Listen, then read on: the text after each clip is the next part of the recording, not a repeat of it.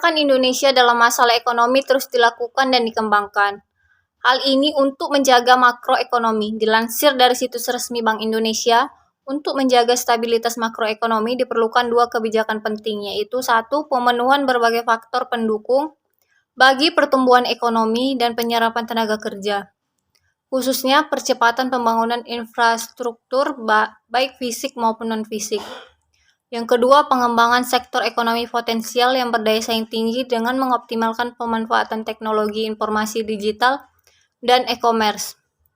Kombinasi kebijakan tersebut didukung partisipasi swasta secara aktif. Diyakini mampu mengatasi berbagai permasalahan dalam perekonomian Indonesia, seperti kemiskinan, pengangguran, dan ketimpangan sosial ekonomi. 1. Percepatan infrastruktur. Mendorong percepatan infrastruktur akan mendukung tumbuhnya sektor-sektor ekonomi. Upaya pembangunan infrastruktur dalam pengembangan sektor ekonomi potensial juga memerlukan adanya keselarasan dengan rencana tata ruang wilayah.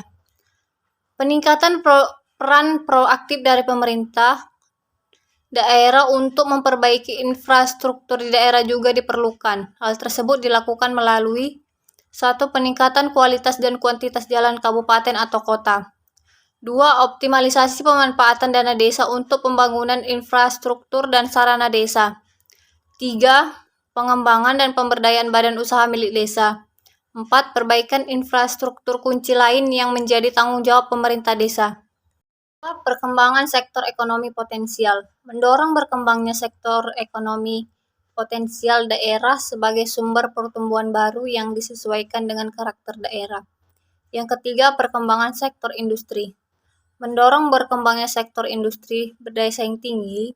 Selain pengembangan infrastruktur fisik juga dilakukan upaya sebagai berikut. 1.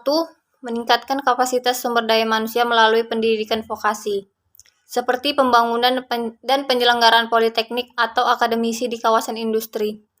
2. Meningkatkan skala ekonomi dan kapasitas industri kecil dan menengah dengan pendampingan yang memastikan jaminan produk, keamanan, dan standar. Yang ketiga, optimalisasi penggunaan teknologi dan integrasi IKM ke perekonomian digital melalui pengembangan e-smart IKM dengan sentra di seluruh Indonesia.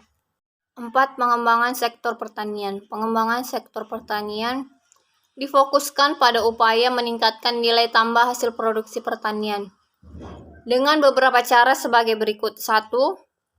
Memperkuat kelembagaan petani melalui pengembangan corporate farming, sehingga agroindustri dan agrobisnis berkembang.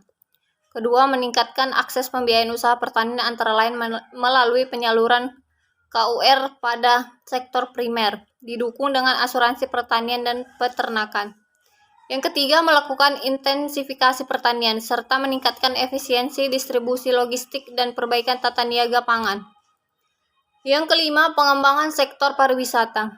Pengembangan sektor pariwisata bisa dilakukan dengan strategi penguatan atraksi, akses, dan amenitas sebagai quick wins.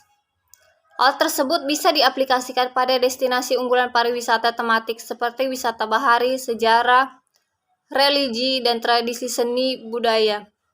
Penguatan branding dan promosi wisata di daerah juga dapat dioptimalkan dengan menggunakan teknologi dan e-commerce.